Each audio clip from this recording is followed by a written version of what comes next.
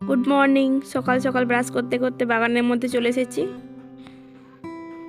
এই বাগানটা বাবার ভাই বানিয়েছে।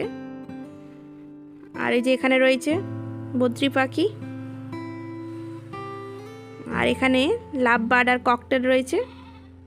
লাভ বার্ডগুলো আমার খুব ভালো লাগে, খুব সুন্দর খেলা করছে ওরা। এখানে করকনাথ মুরগি রয়েছে। আর এখানে আমার দুই বন্ধু কুচু পুচু, এই যে